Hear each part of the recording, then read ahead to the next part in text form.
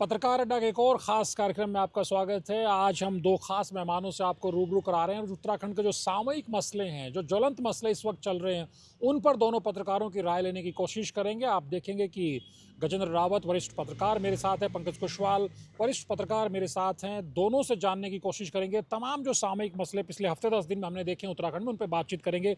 चर्चा की शुरुआत में गजेंद्र रावत से करना चाहूँगा। रावत जी, क्या चल रहा है आजकल उत्तराखंड में? आजकल तो सब तरफ सुरेश राठौर, उर्मिला सनावर चल रहा है और जो अंकिता भंडारी को लेकर के काफ़ी रोष लोगों में पहले भी हमने देखा है, और जब से प्रकरण सामने आया तब से लोगों में गुस्सा है। एक बार फिर लोगों की भावनाएं ऐसा उद्वेलित नज़र आ रही हैं। तो जब आज हम चर्चा करें तो पहली इस पर आपकी क्या टिप्पणी? क्या आपको लगता है कि जो सीबीआई की मांग है, या जिस तरह से ये जो सुरेश राठौर चूँकि बीजेपी के ही विधायक रहे हैं पहले, और उन्होंने जिस तरह से नशे में बोला, जैसे भी बोला, लेकिन दुष्यंत गौतम जो उत्तराखंड भाजपा के प्रभारी, उनका नाम लिया गया वीआईपी के तौर पे। इसकी हालांकि अभी जांच होनी अपने स्तर पे बाकी है, लेकिन उनके जो ऑडियो के बाद से जो बवाल मचा है, उस पर पहली प्रतिक्रिया आपकी क्या है? भारत के इतिहास में जितनी बार भी तमाम तरह के मामले रीओपन हुए हैं, तो उसमें कोई ऐतिहासिक बात नहीं थी। वो तभी रीओपन होते हैं जब उस संदर्भ में कोई नई बात आपके सामने आती है। चूँकि ये पहले दिन से कह रहे थे वीआईपी कुछ नहीं है, वीआईपी तो कमरा होता है। फिर इन्होंने कहा वो सब प्रकरण तो सब खत्म हो गया। दुष्यंत गौतम सफाई दे रहे हैं कि ये सब क्लोज हो चुका है, जो दोषी उनको सज़ा मिल गई है। तो अगर आज की तारीख में किसी के पास सबूत हैं, तो पुलिस कह रही कि हम उनके पूरे इतिहास की जानकारी लेंगे उर्मिला की। ये कितनी गजब बात है कि जिन लोगों के ऊपर आरोप लग रहे हैं, उनको थाने में बुलाने की बजाय, उनको उस जांच का हिस्सा बनाने की बजाय, अगर आप कह रहे हैं कि आप उर्मिला सनावर की जो जांच करेंगे, तो इससे शक पैदा होता है कि क्या आप कुछ दबाने की कोशिश कर रहे हैं। और ये मसला इसलिए नहीं है, ये मसला इसलिए बहुत महत्वपूर्ण है कि इस प्रदेश ने जनी प्रकरण में सीबीआई जांच करवाई थी। इस प्रदेश ने असम की एक महिला को न्याय दिलाने के लिए जो है सीबीआई बुलाई। तो फिर अंकिता भंडारी तो इसी प्रदेश की है। अब आप अंकिता भंडारी के मामले में जब सवाल खड़े करते हैं, तो इनके प्रदेश अध्यक्ष कह रहे हैं कि यह साहब ये ब्राह्मणों का अपमान हो रहा है, कभी कह रहे हैं दलितों का अपमान हो रहा है, कह रही है जातियों पे हमला है। तो अगर न्याय मांगने के लिए आप जाति और धर्म की बात करने लग जाएंगे, तो फिर इस प्रदेश के मायने क्या रह गए। और फिर बात वहीं निकल कर आती, घूम फिर कर आती कि न्याय मांगने के लिए आदमी थाने में जाता है, चौकी में जाता है, अपनी बात पब्लिक प्लेटफॉर्म पे लाता है। आज की तारीख में हाई कोर्ट से लेकर सुप्रीम कोर्ट, तमाम बड़े न्यायालय हैं जहाँ पर तमाम इस प्रकार की जब चीज़ें आती हैं, तो न्यायालयों द्वारा सुमोटो लिया जाता है। तो जब सुमोटो से और 2 कदम आगे उस महिला के पास वो ठोस एविडेंस, जो दावे के जा रहे कि ऑडियो है, तो आप सुरेश राठौड़ को उनकी पत्नी के पास जो ऑडियो हैं, उनको ला के सामने रखेंगे। अगर सामने रखे बात स्पष्ट हो जाएगी कि फैब्रिकेटेड है, नहीं है, और अगर वो निर्दोष हैं, तो हमारा कहना है कि उर्मिला और उसके पति को लट बजाई जाने चाहिए। क्या वो पब्लिक का समय खराब कर रहे हैं? लेकिन अगर वो दोषी हैं, दुष्यंत कुमार गौतम दोषी हैं, तो सिर्फ ये नहीं होना चाहिए कि भाजपा के महामंत्री हैं इसलिए इन्हें बख्श दिया जाए। ये प्रकरण इस प्रदेश के लिए बेहद घातक होगा। यानी कुल मिला के आप ये कहना चाह रहे हैं कि भाई उनकी जो ऑडियो, जो बातचीत और जो वीडियो उन्होंने सोशल मीडिया के जरिए, उर्मिला सनावर ने जो खुद को एक्ट्रेस भी बताती हैं और उनकी कथित तौर पे दूसरी पत्नी भी बताती है, बहुत सारी तस्वीरों में वो दोनों साथ दिखाई भी दिए हैं, तो आपका एक तरह से मूल यही तर्क है कि भाई उसकी आप जांच करें, उसको एक तरह से खारिज ना करें। पवन भाई, मैंने इसमें एक नई चीज़ देखी है कि आपको ध्यान होगा कि जब कुंवर प्रणब सिंह चैंपियन सीडी लेकर आए थे, उन्होंने कहा उमेश कुमार की सीडी है। उमेश कुमार ने बड़ी चालाकी से बोल दिया तो डी फेक वीडियो है, ये तो फैब्रिकेटेड है। इसका मतलब आज की तारीख में जितने लोग भी मतलब डिजिटली पकड़े जाएंगे, इस प्रकार से किसी का फ़ोन टेप होगा, किसी की सीडी बनेगी, कोई बात करते हुए पकड़ा जाएगा, तो वो तो बोल देगा ये तो फैब्रिकेटेड है, डी फेक है। तो फिर तो अपराधियों के लिए मतलब ये डी फेकर एआई तो ये इनके लिए कैप बन जाएगा। तो आप इससे बच नहीं सकते, निश्चित रूप से इसकी जांच की जानी चाहिए। आप पंकज जी, आप जब इस चीज़ को देखते हैं, मेरा सवाल वही है, क्योंकि आप जानते हैं पिछले हफ्ते 10 दिनों में हमने देखा उत्तराखंड का ये सबसे बड़ा मसला बना हुआ है, सोशल मीडिया पे लगातार ट्रेंड कर रहा है। सरकार अपने तरीके से परेशान है, विपक्ष अपने तरीके से आक्रामक होकर के सरकार की घेराबंदी कर रहा है। मेरा आपसे सीधा सवाल ये कि क्या आपको इस मसले को आप कैसे देखते हैं कि जब उर्मिला सनावर की, क्यों आप जानते हैं सुरेश राठौड़ के साथ उनकी बहुत सारी तस्वीरें आई, नेपाल से लेकर के यहाँ भी, और बड़े बड़े नेताओं से वो साथ मिले भी हैं। तो जब वो कथित तौर पे ये दावा करते हैं कि मैं इनकी दूसरी पत्नी हूँ, तो उनके इस दावे में कुछ ये तस्वीरें आधार तो बनाती हैं। हालांकि सुरेश राठौड़ नकारते हैं कि उनकी पत्नी नहीं है, उनके बहुत सारे आरोप है कि उनको ब्लैकमेल किया गया, फैक्ट्री बेची वगैरह वगैरह, उनके अपने तर्क हैं। लेकिन अंकिता भंडारी को लेकर के आप जानते हैं अंकिता भंडारी हमारे राज्य के लिए कितना सेंसिटिव मसला है। वो हमारी बच्ची थी और सरकार कहती है कि हम अपने तरीके से एसआईटी बना करके दोषियों को हमने आजीवन कारावास भी करवाई है और मामला फर्दर अपर कोर्ट में भी चल रहा है, तो हम पूरी मजबूती से लड़ेंगे। क्या आपको लगता है कि एक बात कही जाती है बीजेपी के भीतर से भी अभी अभी अभी आवाज़ उठ रही है, जैसे अजयेंद्र अजय ने भी कहा, वो प्रोमिनेंट लीडर है, उनको चारधाम की जो बद्री केदार मंदिर समिति को भी उन्होंने हेड किया है, वो भी कहते हैं कि भाई, और बहुत सारे लोग ऐसा कह रहे हैं कि भाई न्याय हो रहा है, अच्छी बात है, लेकिन न्याय होते हुए दिखना भी चाहिए। तो इस पूरे प्रकरण पे जैसे गजेंद्र रावत जी ने कहा है कि उनकी ऑथेंटिसिटी की जांच में हमें पीछे नहीं हटना चाहिए, आपका क्या कमेंट है? देखिए जैसे आपने भी कहा था कि अंकिता हत्याकांड जो है उसने पूरे राज्य को हिला के रख दिया था। पहले ही दिन से मांग हो रही थी कि इसमें वीआईपी का जो कथित तौर पे जिक्र आता है कि वीआईपी के नाम का खुलासा हो, और लोग तब मांग कर रहे थे कि सीबीआई के मामले की सीबीआई की जांच हो। जैसे रावत जी ने भी कहा था कि इस प्रदेश में तो जैनी प्रकरण में तक सीबीआई जांच की बात की, वो तो प्रदेश की बेटी थी। वो प्रदेश की बेटी होने के साथ साथ उन तमाम लड़कियों के लिए भी एक रोल मॉडल था जो घर से बगावत करती है कि नहीं, मुझे अपने पैरों पर खड़ा होना है। और उनके उनके उन बेटियों के अंदर भी असुरक्षा की भावना पैदा हुई, जो घरों से दूर रह के नौकरियां कर रही है, परिवार का आर्थिक संबल बन रही है। तो भावनात्मक मुद्दा था। और उस समय सीबीआई जांच को लेकर हालांकि कोर्ट में भी गए थे, कोर्ट ने कहा था कि नहीं, पुलिस जब कर रही है तो। पर अब क्योंकि इतने समय के बाद जब फिर से ये बात उठी है, एक उर्मिला सनावर कहती है कि हाँ, ये बातचीत हुई, और एक पूर्व विधायक कह रहा है, तो स्वाभाविक सी बात है, लोग ज्यादा यकीन करेंगे कि हाँ यार, कुछ ना कुछ तो गड़बड़ है।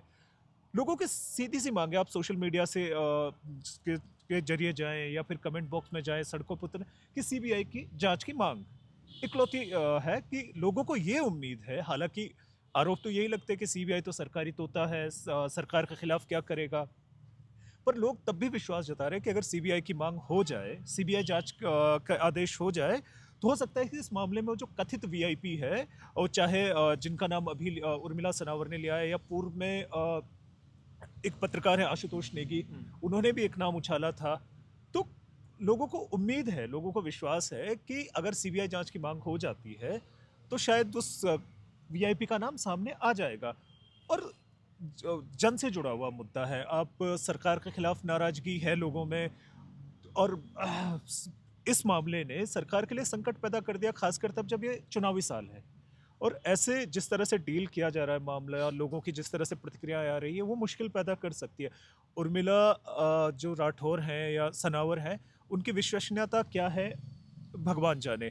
लेकिन हाँ, जिस तरह से वो भाजपा के बड़े नेताओं से मिलती रही है, कुछ दिन पहले जब इसने खुलासा किया था उर्मिला ने, उसे कुछ दिन पहले ही, वो हफ्ते भर पहले जो नए राष्ट्रीय अध्यक्ष हैं उनके साथ मिलती है, नितिन हाँ, नवीन से नितिन भी नवीन से मिली, वो मिलती है, तस्वीर उनकी भी। तस्वीरें वो करते।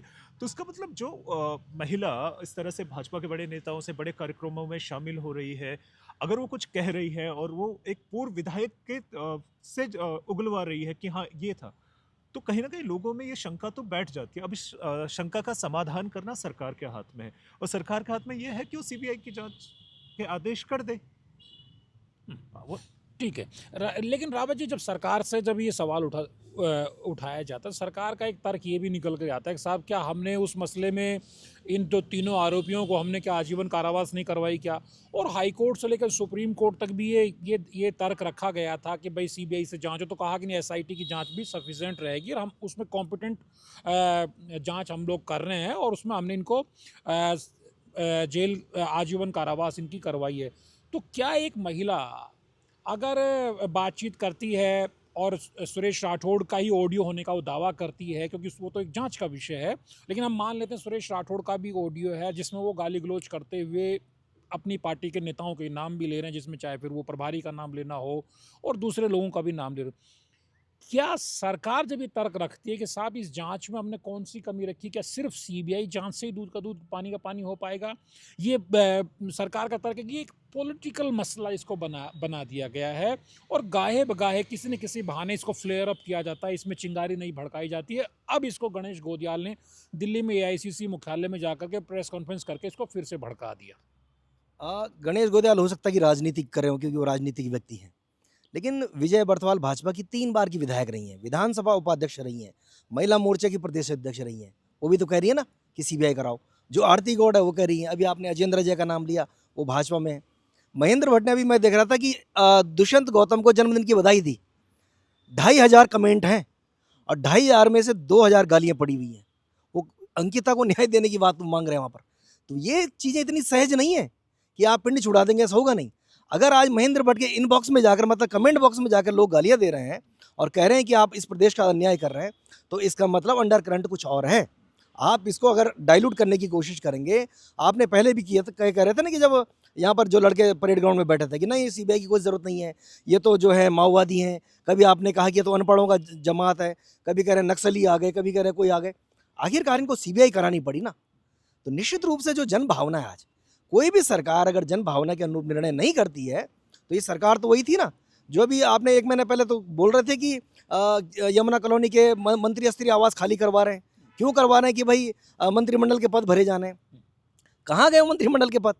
इसका मतलब जो जन भावनाओं के अनुरूप अगर आप काम नहीं करेंगे, तो आप एक के बाद एक के बार फंसते चले जाएंगे, फिर वही दिक्कत आएगी। लेकिन रावत जी, इसके साथ ये सवाल ये भी तो उठता है ना कि जब हम राष्ट्रीय स्तर पे बात करते हैं, जब वही सीबीआई और ईडी हरक सिंह रावत को नोटिस देती है, हरीश रावत को नोटिस देती है, राहुल गांधी को या दूसरे बड़े विपक्ष के नेताओं को जब कोई नोटिस भेजती है, समन करती है या जांच करती है, तब हम कहते हैं कि ये तो केंद्र के इशारे पे चल रहा है। लेकिन क्या जब सीबीआई जांच करेगी, प्रदेश में भाजपा की सरकार है, केंद्र में भाजपा की सरकार है, तब हम क्यों उम्मीद लगा रहे हैं कि जो उत्तराखंड पुलिस नहीं कर सकती वो काम सीबीआई कर सकती है? उसके पीछे बड़े तर्क हैं कि उत्तराखंड की पुलिस के ऊपर पिछले 2-3 सालों के भीतर हाई कोर्ट ने कहा कि 6 पुलिस वालों पर हत्या का मुकदमा दर्ज करो। ये हमने नहीं कहा। पुलिस के ऊपर आरोप लग रहे हैं कि उन्होंने जो है पिथौरागढ़ में पुलिस कप्तान रहते जो है और नंगा करके आदमी को पीटा जो न्याय मांगने आया। इस पुलिस के ऊपर आरोप है कि इन्होंने जो है एक व्यक्ति न्याय मांगने गया तो उसको पेशाब पिलाई इन्होंने। मतलब इतनी लंबी, अभी राजपुर रोड पे आप भूल गए क्या वो चौधरी वाला प्रकरण, वो जो शराब पी के दूसरे के घर में घुस गया था पुलिस वाला। ये सारे मसले खत्म नहीं है, चूंकि पुलिस के ऊपर इतने गंभीर आरोप लगातार लगते आ रहे हैं, तो इसलिए शायद अंकिता भंडारी के माँ पिताजी से लेकर ये जो सब जो चीज़ें सामने आ रही हैं, इन लोगों को लगता है कि इस पुलिस से बेहतर शायद वो करें, और ये होना भी चाहिए। ये उस परिवार की मांग है, ये इस प्रदेश की मान सम्मान की बात है।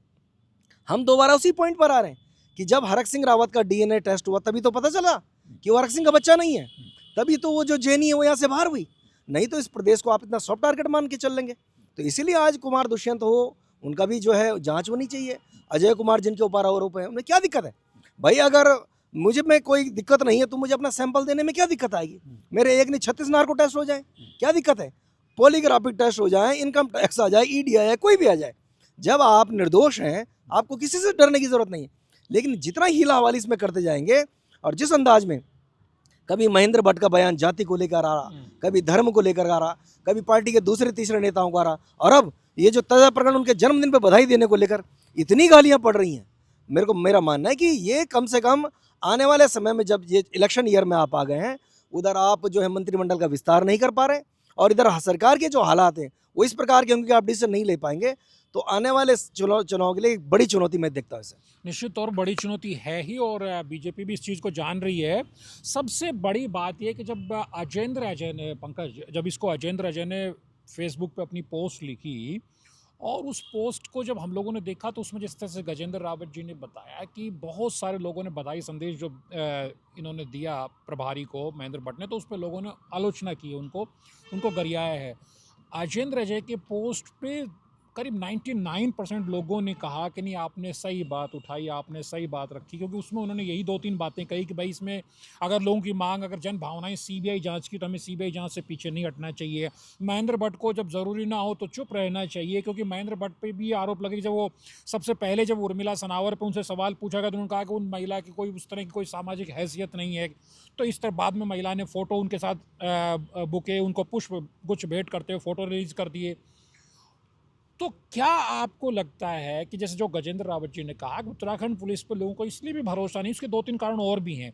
एक तो वहाँ जो जिस तरह से एक रहस्यमय तरीके जो बुलडोजर कार्रवाई, एक तो बुलडोजर आप जानते हैं कि अब इंडिया में एक फैशन भी बन गया सरकारों के लिए कि साहब कुछ भी गलत हुआ है तो on the spot Sunny Deol style में आप जाइए, वहीं पर ही बुलडोजर चला दीजिए।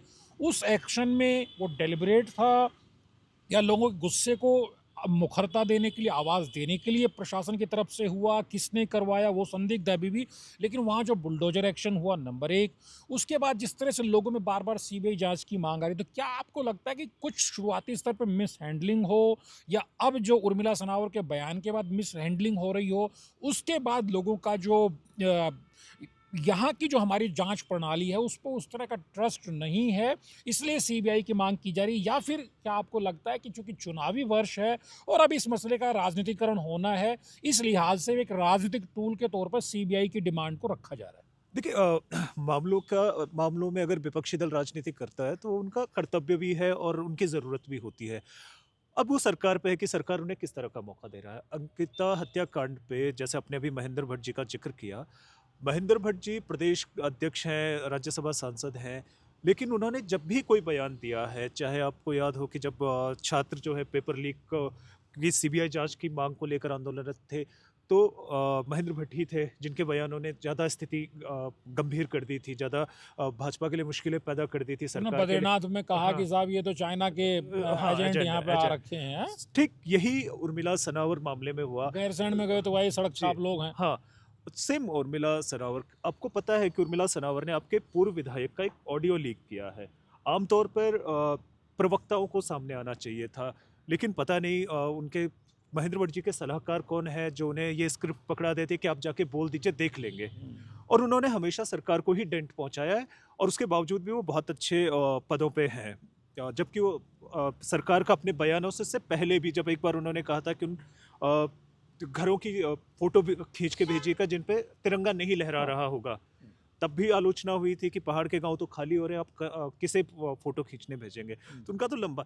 दूसरी बात है कि सरकार को ये हैंडल करना था, सरकार के लिए मुसीबत बनता रहेगा, क्योंकि कांग्रेस कल अगर आपने रविवार को देखा होगा, कांग्रेस ने इस मुद्दे ने कांग्रेस को एक संजीवनी दी है। गणेश कोदियाल का जो रवैया है, और खासकर भाजपा अपना और भी खराब कर रही है। आपने कुछ एआई वीडियो के जरिए ये कोशिश बताने की कोशिश की कि उर्मिला सनावर जो है वो गणेश कोदियाल से मिली है और कांग्रेस इस पूरे प्रकरण के पीछे है। ठीक, आपका अपना विधायक है, वो अपना पूर्व विधायक है, आपके पार्टी के टिकट पे वो लड़ चुका, आपके नेताओं से मिलता जुलता है, और लगातार उर्मिला सनावर अपनी पोस्ट में दावा करती है कि उसे ज्वालापुर सीट ऑफर की गई थी कि आप अगले विधानसभा चुनाव में कथित रूप से वहाँ पे लड़ेंगी, कि जैसे उन्होंने दावे किए हैं। अब मुश्किल ये है कि सरकार के लिए कुछ चीज़ें बहुत आसानी से की जा सकती थी, कि जनहित था, शुरुआती दिन से था कि सीबीआई जांच की मांग होनी। तो ठीक है, पुलिस ने विश्वसनीयता खोई है, राव जी की बात से मैं सहमत हूँ। आप देखेंगे कि केशव थलवाल नाम का एक लड़का है, वो जिस तरह से पुलिस की उस पर लगातार आवाज़ उठाता है पुलिस के खिलाफ, कि उसने ऐसे ऐसे शब्द पुलिस के लिए ईजाद किए हैं जिनका यहाँ पे बोला जाना उचित नहीं होगा। और उस चक्कर में क्या होता है कि कई लोग उसके कमेंट बॉक्स में उसका समर्थन करते हैं। उसके चक्कर में एक ऋषिकेश में करीब एक दर्जन आपराधिक मुकदमों वाली महिला नशा तस्कर जो है, वो भी खुद को पीड़ित बताने लगती है। तो पुलिस की विश्वसनीयता खत्म हुई है कुछ ऐसी घटनाओं से। और लोग हमेशा पहले ही दिन से थे कि इसमें सीबीआई की जांच हो, जब वो कथित वीआईपी का नाम आया था। तो जब आपका व्यापक जनहित क्या है, अब सरकार जनता के लिए काम कर रही है, अगर जनता चाहती है कि सीबीआई जांच की मांग हो, तो सरकार की जिम्मेदारी भी बनती है और सरकार की जवाबदेही भी है कि वो सुनिश्चित करे कि सीबीआई की जांच तो हो। सरकार के लोग अक्सर ये कहते हैं कि भाई जैसे बात बात में हम हर मसले पे अगर सीबीआई की जांच है, इसमें एक जो पुलिस की जो कॉम्पिटेंसी पे सवाल उठते हैं, और एक सरकार की भी छवि पर थोड़ा डेंट लगता है कि सरकार बैकफुट पे आई है और विपक्ष की जो डिमांड थी उसने उसको मान लिया। क्या आपको लगता है ये उससे आगे की बात है? वरना बीजेपी को, जैसे रावत जी ने कहा, कि बड़ा पॉलिटिकल डैमेज हो सकता है, अंडर करंट दूसरे तरह का चल रहा है। देखिए, सरकार जनता के लिए है, और ये अंकिता भंडारी वाला मामला इतना आत्मघाती साबित हो रहा है अभी जो वर्तमान हालात हैं। हालांकि सरकार को ये लगता है कि शायद कहीं ना कहीं उसे ये लगता है कि एक बवंडर उठता है, कुछ दिनों बाद थम जाता है, लेकिन अंकिता भंडारी मामले के साथ ऐसा नहीं है। ये पहले भी उठा था, पुलकित आर्य और जितने भी वो आरोपी थे उन्हें उम्र कैद की सज़ा मिली। पर अगर आप देखेंगे कि जब उन्हें उम्र कैद की सज़ा का ऐलान हुआ था, उसके बाद सरकार को ये उम्मीद थी कि लोग प्रतिक्रिया देंगे हमारे लिए कि हमने त्वरित न्याय दिलवाया, लेकिन लोगों की प्रतिक्रिया वो नहीं थी। सरकार उसका क्रेडिट लेना चाह रही थी, पर लोगों ने क्रेडिट नहीं दिया क्योंकि मांग वही थी कि वो कथित, हमें पहले ही दिन से आरोप लग रहे थे कि वीआईपी का नाम सरकार छुपा रही है, इसीलिए कभी कोई नाम उछाला जाता है, कभी कोई नाम उछाला जाता है, कभी आशुतोष नेगी के एक नाम को लेकर आते हैं, कभी उर्मिला सनावर एक नाम, और आने वाले समय में पता नहीं और कितने नाम उछलेंगे, क्योंकि ये सरकार बना बनाया उन्हें मैदान दे रही है इस पर राजनीति करने के लिए।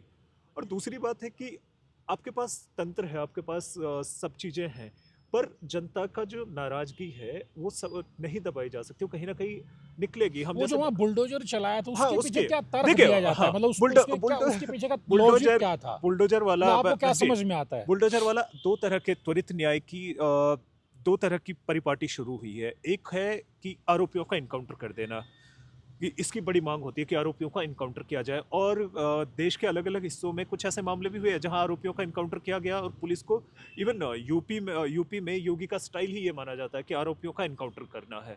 और कई जगह ऐसा हुआ कि जहां बाद में पता चला कि वो आरोपी नहीं थे, उन पे पुलिस ने एक तरह से फैब्रिकेट किया था कि उन, तो सेम बुलडोजर एक्शन।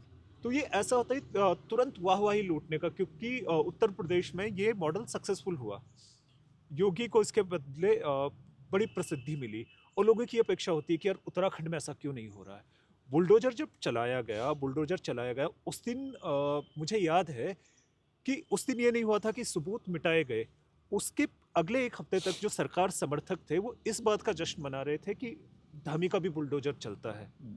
धामी का वो बाद में आया कि हाँ इसमें ये तो हालांकि बहुत तर्कहीन बात थी, बहुत पता नहीं कैसा फैसला था वो बुलडोजर लाने का, क्योंकि किसी भी क्राइम सीन पे पुलिस जब जांच करती है तो वो वापस क्राइम सीन को रिक्रिएट करती है, सबूतों को ढूंढती है, फोरेंसिक आती है। अचानक से बुलडोजर चला जाना, अगर ये किसी ने सिर्फ इसलिए किया है कि नहीं योगी की तरह वाहवाही लूटने के लिए, तो ये गंभीर अपराध था, क्योंकि आपने सबूतों के साथ छेड़छाड़ की है, और वो भी आत्मघाती साबित हुआ।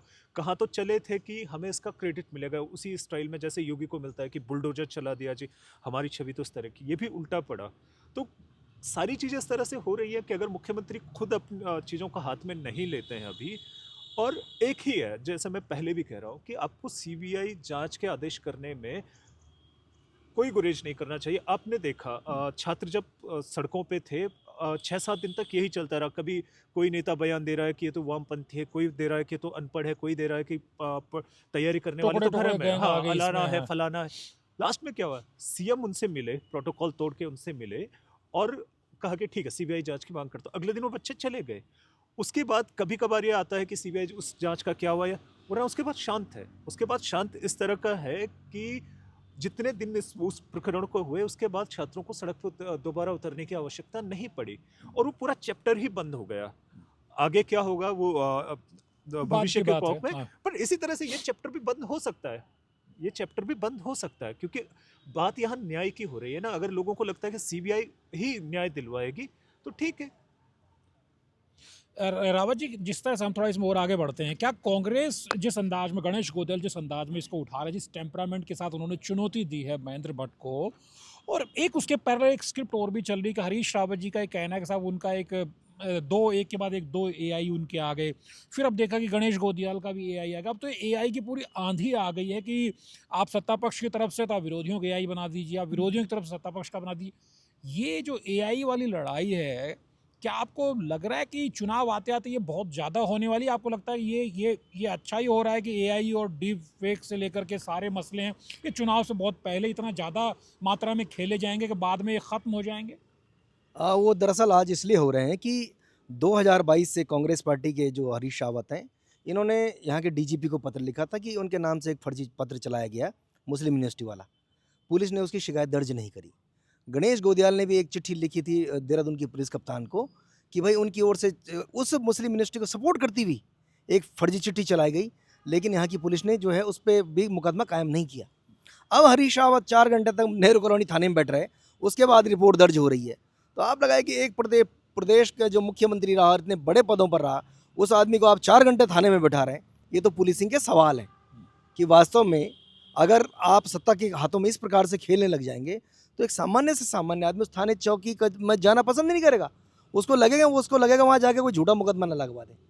तो आप एआई से खेलिए या डीप से कुछ भी कीजिए, आप जन भावनाएं आज क्या कह रही हैं उसकी तरफ अगर आप ध्यान नहीं देंगे तो इतनी हमने इस देश में बड़े बड़े प्रचंड बहुमत की सरकारों को गिरते हुए देखा है। हमने as a CM Pushkar Singh Dhami को हारते हुए देखा है, खंडूड़ी है जरूरी के नारे को ध्वस्त होते हुए देखा है, हरीश रावत को हारते हुए देखा है, नित्यानंद स्वामी को हारते हुए देखा है, और इंदिरा हृदय जैसे जो विराट जो कहते थे कि उन्होंने तो बस वहाँ जो है सब कुछ कमाल कर दिया हल्द्वानी के भीतर। तो अगर जब जन भावनाएं आपके अगेंस्ट चल जाती हैं तो तब आपका चाहे बुलडोजर हो, चाहे आपका ट्रैक्टर हो या आपका कुछ भी हो, वो सब चलता नहीं है। और ये बुलडोजर का मसला तो और फंसने वाला है। जो लोग परसों तक 3 दिन 4 दिन पहले तक कहते थे कि भाई वन भूलपुरा में धामी का बुलडोजर चलने वाला है, वो कल से ऋषिकेश में जान बचाई भाग रहे हैं। बहुत गले गले आने वाली सरकार के भी और इनके वो समर्थकों की जो कहते थे कि बुलडोजर से न्याय होगा। तो अगर आप उस वन भूलपुरा में कोर्ट के निर्णय आने से पहले वहाँ मतलब 12-13 इन्होंने जेसीबी खड़ी कर दी उड़ाने के लिए कि आज तो बहुत बड़ा कमाल होने वाला है, वो लोग कल से वहाँ पर पता चला ऋषिकेश में जो बवाल कटा हुआ है, आप वहाँ न्याय कर पाएंगे? नहीं कर पाएंगे। मुख्यमंत्री का वीडियो है कि 10,000 एकड़ जमीन छुड़वा दी सरकारी, तो फिर आप ऋषिकेश में छुड़वाएंगे? नहीं छुड़वाएंगे। आप जो देहरादून में ये जो रिस्पना बिंदाल इन नदियों पर 20-22 लाख लोग कब्जा करके बैठे हैं, इन्हें कब भगाएंगे?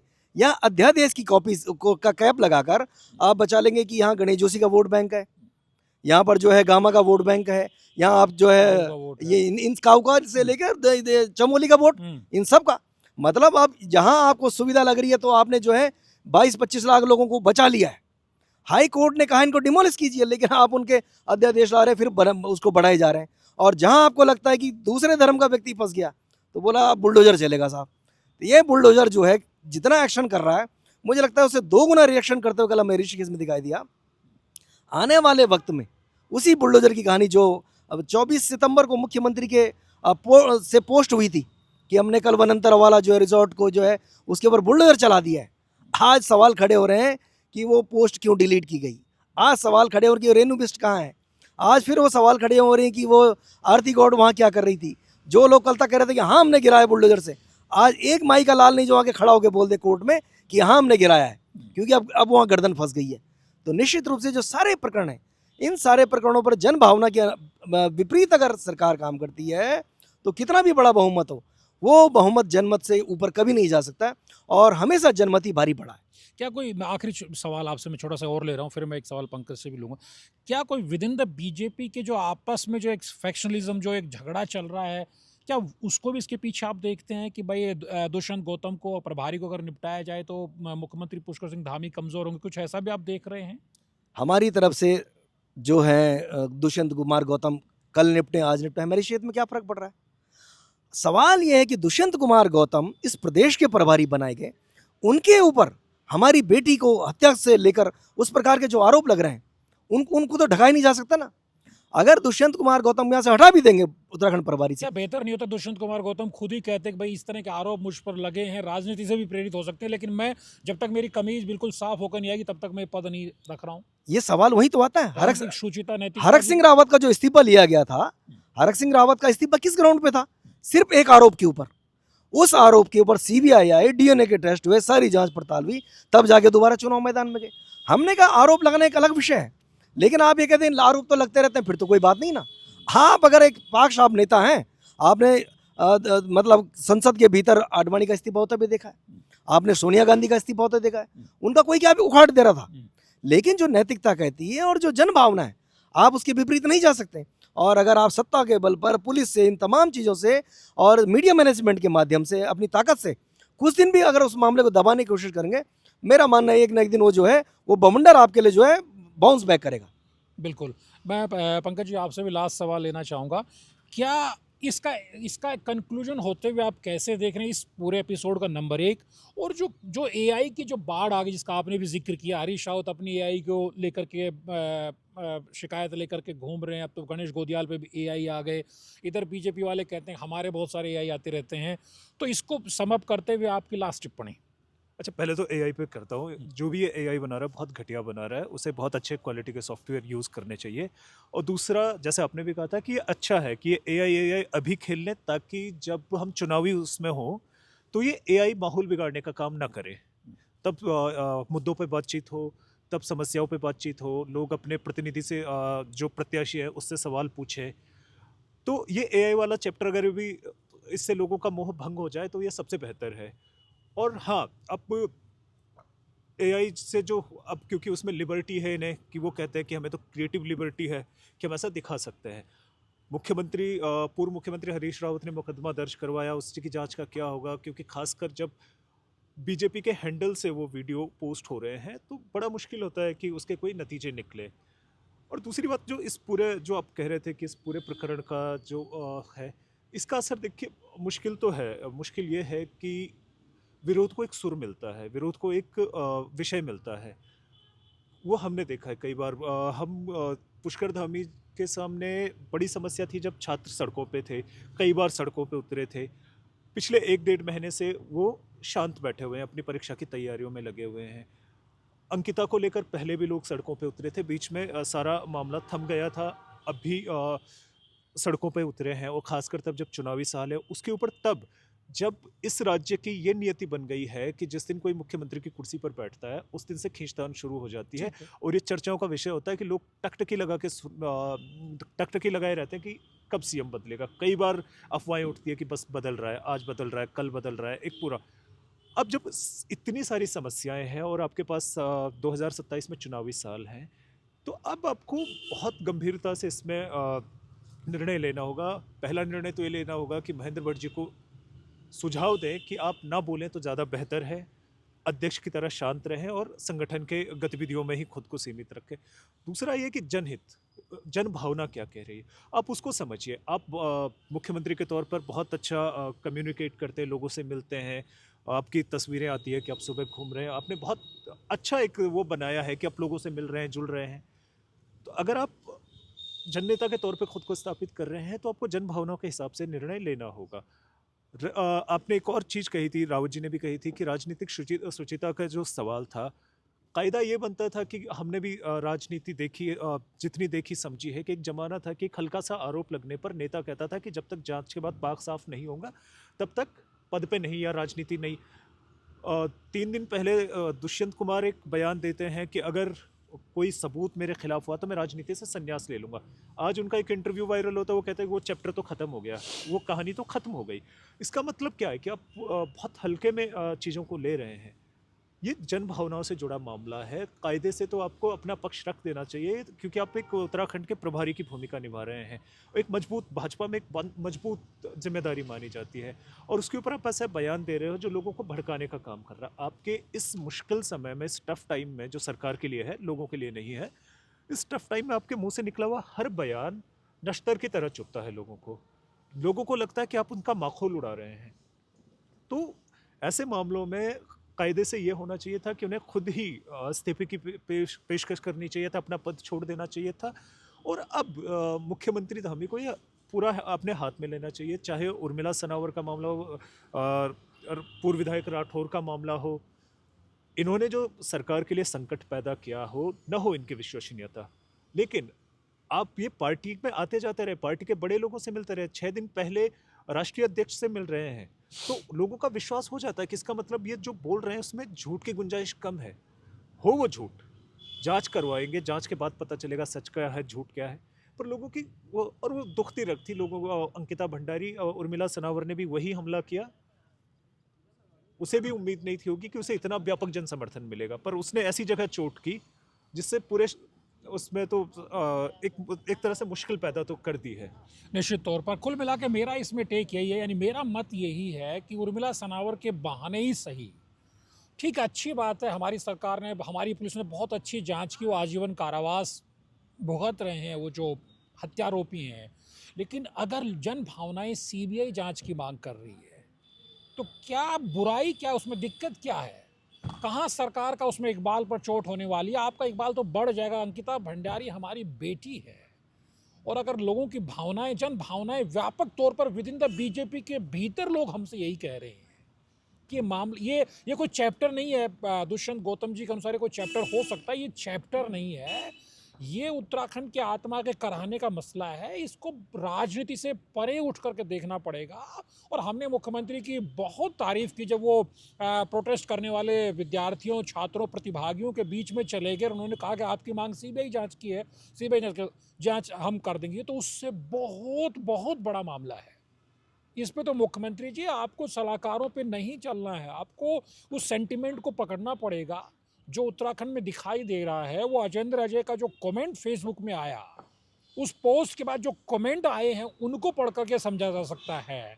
और महेंद्र भट्ट ने जो प्रभारी को जो जन्मदिन की शुभकामनाएं दी हैं उसके कमेंट्स को पढ़ के समझा जा सकता है। ये सवाल ये नहीं कि गणेश गोदयाल कोई पॉइंट स्कोर कर लेंगे, हरीश रावत कोई पॉइंट स्कोर कर लेंगे, आप कहीं कुछ लूज कर जाएंगे, कोई आपको नुकसान हो जाए। कहीं कोई नुकसान होने वाला है। आप आज सीबीआई की संस्तुति कर दीजिए, जांच की, आपका कद और बड़ा हो जाएगा। तो मुझे लगता है कि इस मसले पर राजनीति नहीं होनी चाहिए, चाहे पक्ष की तरफ से हो, विपक्ष की तरफ से। बेटी का मामला है, हमारे हर घर में बेटियां रहती हैं। और ये सबसे बड़ी बात है कि बहुत सारे गढ़वाल के लोगों से हमने बात की, उन्होंने कहा कि हम बच्चियों को अब देहरादून नहीं भेज रहे हैं, ऋषिकेश नहीं भेज रहे, क्योंकि जो पंकज ने भी जिस चीज़ को हाईलाइट किया, ये सच में है कि नहीं। आप बच्ची अंकिता भंडारी जैसा दुखद एपिसोड हमें नहीं देखना है, जो बच्चियां स्वावलंबन की तरफ बढ़ रही हैं। और फिर जब प्रधानमंत्री नरेंद्र मोदी खुद कहते हैं बेटियों के लिए इतनी हिमायत करते हैं, इतने बड़े नारे रखे जाते हैं, तो मुझे लगता है इस मसले पर कहीं और ज़्यादा संजीदगी से पुष्कर सिंह धामी सरकार को अपनी एक तरह से पेश आना चाहिए, अपनी जिम्मेदारी को समझना चाहिए। आप क्या सोचते हैं? आप जरा कमेंट करके ज़रूर बताइए कि इस मसले को आप किस नज़रिए से देखते हैं। नमस्कार।